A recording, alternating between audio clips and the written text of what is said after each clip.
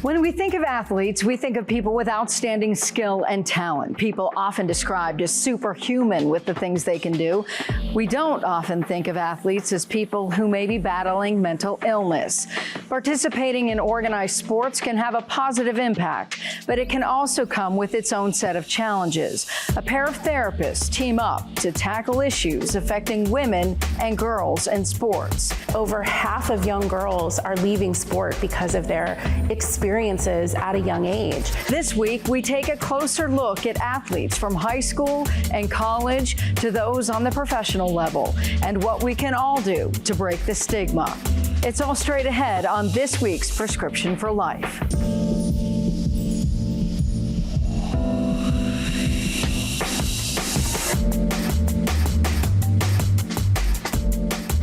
Hello, and thank you so much for joining us. I'm Monica Robbins. Good mental health is important for everyone, especially for athletes, where the mind-body connection is key. Research shows that between 5 and 35% of elite athletes report a mental health disorder. Over the years, we've seen athletes from Michael Phelps and Naomi Osaka to Kevin Love open up about their mental health struggles, making it less taboo. And during the 2020 Games, Olympic gold medalist Simone Biles shocked the world when she withdrew from competition, saying she was having the twisties. That's when gymnasts experience a mental block and lose control of their body in midair. Biles has since become a mental health advocate, spreading the message that it's okay not to be okay. We turn now to a sports psychologist for some of the warning signs that someone may be struggling. Joining me now is Cleveland Clinic sports psychologist Matthew Sacco. Thank you so much for being here. Thanks for having me. So, mental health in athletes, we want to think that they're superheroes, but the truth is they're just like the rest of us. They're superheroes when it comes to physical prowess, but when it comes to their mental health, how common is it that they're dealing with the same types of mental problems that we are? It's very common because they are, in fact, just a subset of the normal population. So anything that any of the rest of us that would be experiencing would be exactly what an athlete at any level would be experiencing or could be experiencing. So are there any mental health illnesses that they deal with that, are more common? Certainly, I would say maybe anxiety as it relates for an athlete when they start to get ratcheting up into performance and things like that. But I don't know if the statistics would bear out that they somehow are more prone to anxiety disorders than just any of us would be. It's the normal gamut of mental health issues that they would be experiencing like the rest of us would be. So one would think depression, but maybe overtraining? Yeah, that's something that has gotten, I think, a lot more into the vernacular and the conversation with mental health than for quite some time. There's a lot more connection in relation to that to things like when we start talking about burnout. We've seen the results of that, especially with young athletes, for quite some time. When that athlete, we would say, well, they might just be burnt out from their sport. And it was more of an anecdotal kind of way of saying it, or they just didn't want to do it anymore.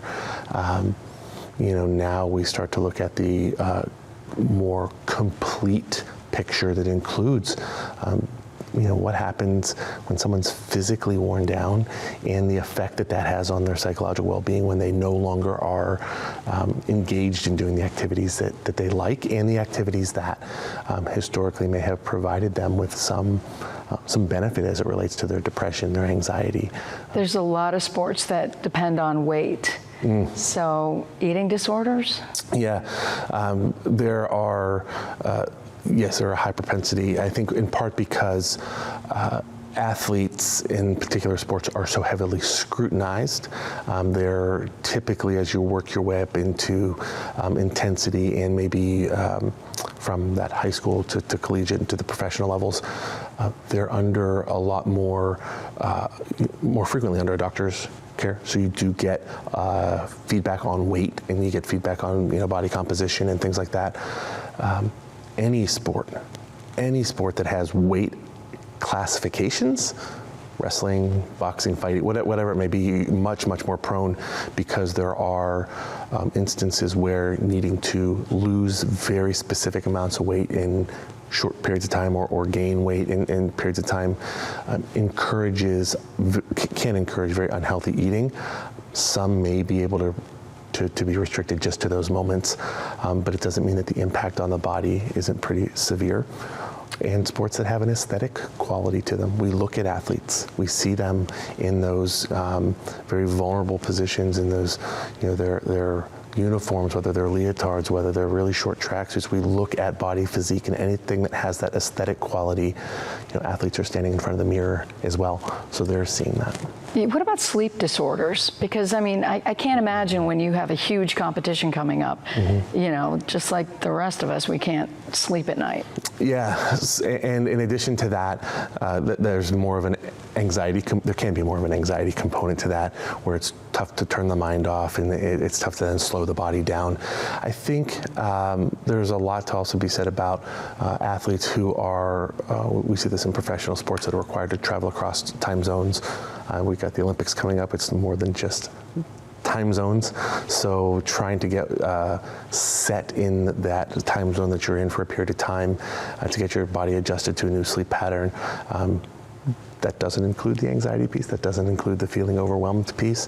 Yeah, those would be the kind of things, especially acutely, that we would fully expect. It's also a lot more difficult to manage acutely if you haven't really been talking about it over the long haul, to say, okay, when you're going to get to this point, we should probably talk about something we refer to as sleep hygiene, just the basic kind of components to what goes into a healthy night's sleep or contributes to that. What about traumatic stress or PTSD? Yeah, I think that is an area where the easiest anchor to have that conversation, I think, is probably what we've seen around the gymnastics world in particular, where we've seen the abuse that has occurred, and the now, I think, more long-term people's willingness to talk about what happened, and those are the kind of things that kind of sexual abuse and the rampant sexual abuse that occurs in our country that leads anyone to have a traumatic response. It doesn't have to be specifically of the sexual nature. Coaches who may be volatile, screaming, yelling, throwing things. You don't know where someone's coming from as an athlete, their background. So if they've grown up in an environment where it's not been safe, they haven't had those kind of experiences to build some of that resilience, then that would be the type of situation that could elicit or bring that trauma to the surface and make it really, really difficult to function. What about injury recovery? Mm-hmm. All of those, everything that we've talked about so far actually plays right into injury recovery. There is a direct connection between how our body's physiological ability to manage the stress response and the impact on healing and recovery, in all of those things: anxiety, depression, eating disorders, or we also say disordered eating, where it doesn't rise to that level of a pure eating disorder. Trauma, all of that affects our body's ability just in general to heal, not including our ability to work through the process of dealing with an injury. So you're dealing with all this other stuff, and that doesn't even account for, okay, now what can I do, whether it's through physical therapy, whether it's through working with a psychologist, what can I do to directly help my recovery? Sometimes we don't even get to that point if someone's dealing with more complex things to begin with. Is mental health now becoming part of training, or is it still, suck it up, you got to work through it? Both, yeah. I wish I could say that it was just the standard of training, and that's kind of where we were at. And I think in really good comprehensive programs, people who have athletes that keep coming back and are doing well, I think they're the spokespeople for the need to focus on mental health. We've seen that with a variety of professional athletes who have come forward and really kind of advocated for that. It's a great way to start the process. But you can throw, you can throw all that out the window, because there's just as many who have that mentality that suck it up, pull yourself up by your bootstraps and move on, which realistically, especially developmentally, reinforces this idea is I'm going to stuff it in. I don't want people to know that I'm injured. Because there's a vulnerability component to it, and it makes it a lot harder when they get to the advanced levels, high school, college, to then all of a sudden, because we know colleges are doing a much better job of addressing mental health, but if you haven't really been set up to do that to begin with, it's really difficult to imagine why all of a sudden, oh wow, it's okay to talk about this stuff. So we have a long way to go, because it still is in our culture to just push through, and not everything can just be pushed through. We also have a culture where we make them heroes when they're injured and they stay in the game. Yes. Yes. So that has to change. Because are we doing more damage?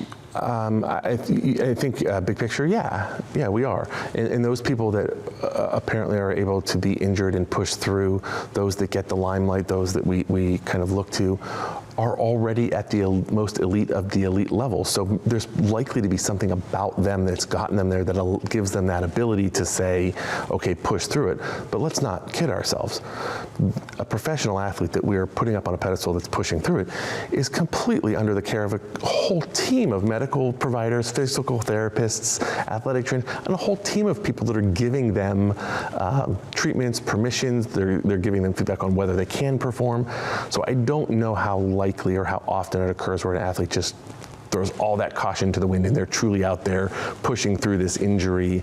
The one thing that comes to mind was the image in my mind of Curt Schilling from the World Series years and years and years ago, when he had the bloody sock on because he had the injury, and they kept focusing on that, and what a warrior he was to go through that. And it's, those are the types of stories that do lead to kind of a misunderstanding of really what's possible. I think of Kevin Love having a panic attack, turning around, going back into the locker room, and everybody questioning him, or Simone Biles, deciding, I'm not going to compete in the last Olympics, and the heat that she received from that. The damage that, these folks are under the spotlight constantly, and none of us has any idea of what, when you get to that elite level, what that can possibly feel like. You take a collegiate athlete, you take a high school athlete, and even that small amount of scrutiny, what can that do to someone mentally? Yeah, I think that you've kind of described the process really well. I think in some instances, it may, let's use the Kevin Love one, for example, where we look at this as, he kind of acknowledged, talked about it. That wasn't the first time he had that experience, right? So he had been dealing with the building up of this anxiety, in many instances, for whatever reason, had been able to cope prior, but when you talk to people who have had things like panic attacks, the most challenging piece of it is that there's this fear of not knowing when it's going to happen. So it's not like we think, well, if he knows that that's what's going to happen, that's not how it works. They kind of can come out of nowhere. People may have this, kind of predisposed level of anxiety, and finally, it's that straw, that final straw that broke the camel's back, that pushed the person over the edge. I think that it does lead to, the Kevin Loves, the Simone Biles, the folks who have the resources, who have the people around them. Yeah, they took a ton of heat for that stuff and wouldn't want to trade places with them for the world. But they had outlets, they had people. I think that there are those that don't, those that are trying to push through, those that are trying to perform, whether it's for a local, regional, whatever kind of coach that I think they benefit from seeing that, but I think that there's also a lot of pressure on those folks because they just keep pushing and pushing and pushing because there's no other. And they want to get to that level, so they have every one of them, yeah. But in Biles' case, when she explained she had the twisties, and you have a gymnast who is not at their game, they can kill themselves, literally. Yes, and because there are not a lot of experiences like that where we could kind of identify it, that's something like, you know, losing your ability to kind of know where you are in space as it relates to like the twisties and things like that. There aren't a lot of things that we can relate to that would give us some empathy towards the danger. I mean, there are not a lot of things that any one of us would be doing that we're, you know, if we lost kind of that focus, that we run the risk of catastrophe. I mean, most of us might say, "Ooh, got a little dizzy, let me sit down." Like, we're not in a position where it has that risk. And so it's very difficult, especially with the Olympics and at that level where people almost feel like those athletes, you know, they're representing our country, they owe us something, and it can get pretty nasty pretty quickly, and empathy goes out the window. So let's talk about signs to look for the average athlete, even the weekend warrior. What are the things to look for when somebody might be having an issue relating to, you know, any sport? Yep. So I would look at that in two parts. One would be things that the individual themselves could recognize within themselves. So I think we talked about some of these, like if you're having difficulties with sleep, maybe there's some appetite changes, you feel more irritable, moody, things are just not right. You know, oftentimes it's just like, I don't know why I feel the way that I do, or little things are overwhelming me. So if you're recognizing those signs in yourself, then that's, you know, a great time to think about, okay, what can I do to maybe explore this a little more? And that would be where, you know, a therapist, a psychologist, a counselor, you know, friends, I mean, you could start there, colleagues. Similarly, if you're a loved one or a person who is responsible for, whether it's a parent, whatever it may be, if you're starting to see some significant changes that worry you, things that are, you know, appetite changes, sleep changes, mood, irritability, you know, as a parent, if that ride to practice starts to feel different, like not just they're anxious, nervous about going, but they adamantly don't want to go, or you're noticing other behavioral changes. I think that those are absolutely warning signs, red flags to say, maybe we need to do a little bit more here to investigate what might be going on. And if it's not with you, because oftentimes with kids, it's hard to kind of, as a parent, get them to talk about that stuff depending on their age, then absolutely reaching out, starting maybe with a pediatrician, say, hey, who would you recommend that I might be able to get my kid set up with, or if you know somebody, you know, starting that process of finding professional help for them, because it's a lot easier, it's ridiculous as it sounds, for people to go in and talk to a stranger about this stuff where they don't worry about disappointing someone or this information being shared somewhere. In my own experience as a psychologist, that's what I see all the time. I mean, I know they come in and there's no worry that I'm going to go and talk to anybody about it, so it has a tendency to allow them to be a little bit more open. Okay, but what about those kids who have parents who are putting all their hopes and dreams on this child to get a scholarship somewhere, or, you know, become a professional athlete somewhere? Great question. I mean, first and foremost, those are very difficult barriers to get by, a tough nut to crack, if you will. I would say relax a little bit here. Not that reality is going to, the data doesn't support that every single person is going to, you know, be that next thing. I would argue that more than anything, if it's about getting to a level, what is that parent's currency, is recognizing that giving your child an opportunity to address these things, to treat these things, to get some help related to their mental health, actually gives them a much better chance of building the skills that they need to continue to climb up those ranks, if they, of course, have that ability. It would be really a missed opportunity from a developmental standpoint to not include that as a part of their training. And sometimes that can be a way in to say, oh, well, it's just going to make my, you know, child better for these things. And if that's what it takes to get somebody in, then, you know, that works as well. But speaking their language and kind of looking at this as a part of their training is vital. But, you know, the other part that's changed some of that is people looking at with the changes with name, image, and likeness laws in athletes at the college level, being able to make money, then the line has moved back from where it was professionally to now I just need to get my kid into college where they can make some money, and kids doing the same thing, whether it's social media or whatever, they can get that presence. So I think that it's pushed the intensity even to the younger ages than historically. So earlier intervention is certainly important. So let's take the weekend warrior.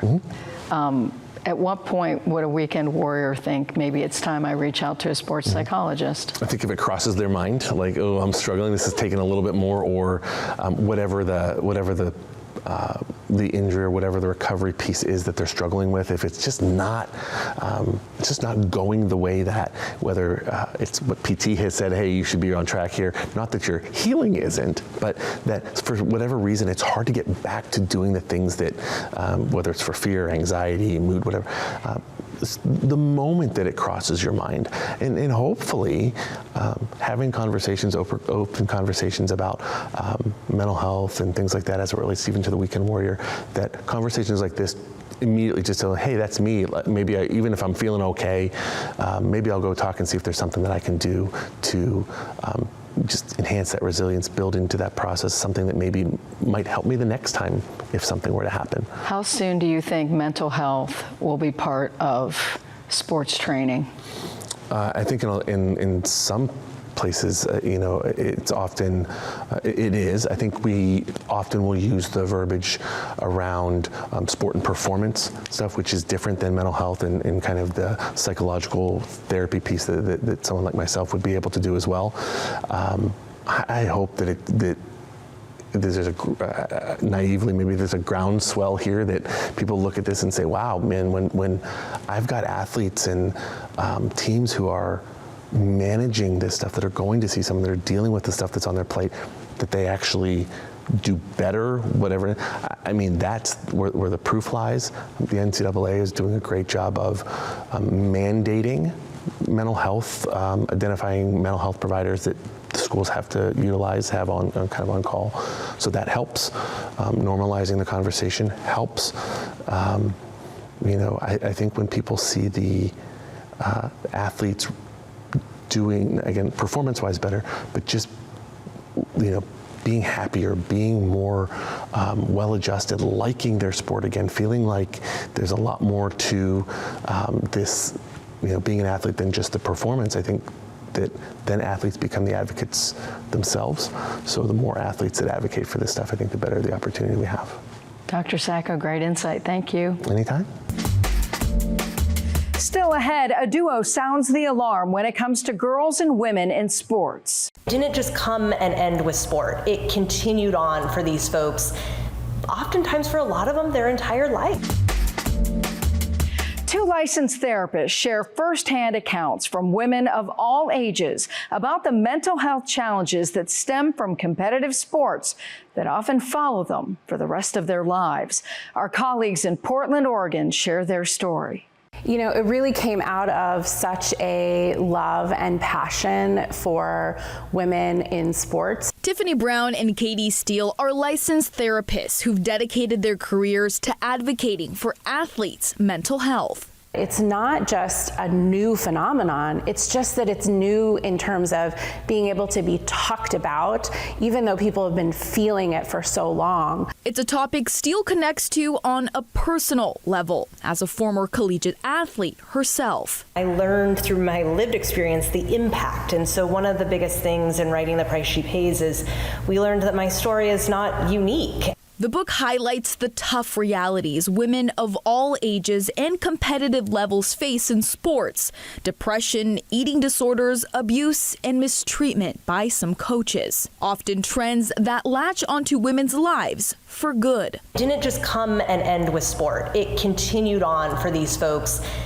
oftentimes for a lot of them, their entire life. An NCAA study on college student athletes' well-being found women in sports experienced higher rates of anxiety, mental exhaustion, and body image issues compared to men. We wrote this book with an urgent call to action, knowing that over half of young girls are leaving sport because of their experiences at a young age. To help change that statistic with their investigation findings, the pair highlighted small changes changes coaches and parents can make to ease the mental impact that comes with competitive sports. We want to see change. This is not a book that we put out into the world to have it sit on a shelf and hope that someone picks it up here and there.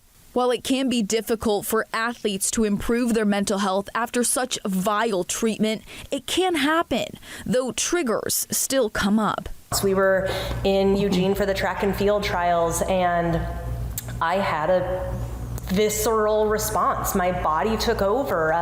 It wasn't necessarily conscious memories that were coming back, but it was a body response of protection and preservation that I was surprised by. Steele says it takes time to heal, although noticing the internal triggers and feelings is a start in noticing there's something to work on. Knowing that the harm that is being done to young girls and women in sport is preventable and changeable, but we all have to be in the conversation together to do that. Daisy Caballero, KGW News. If you or someone you know is struggling with mental health, free confidential help is available 24 hours a day, 7 days a week by calling or texting the National Lifeline at 988.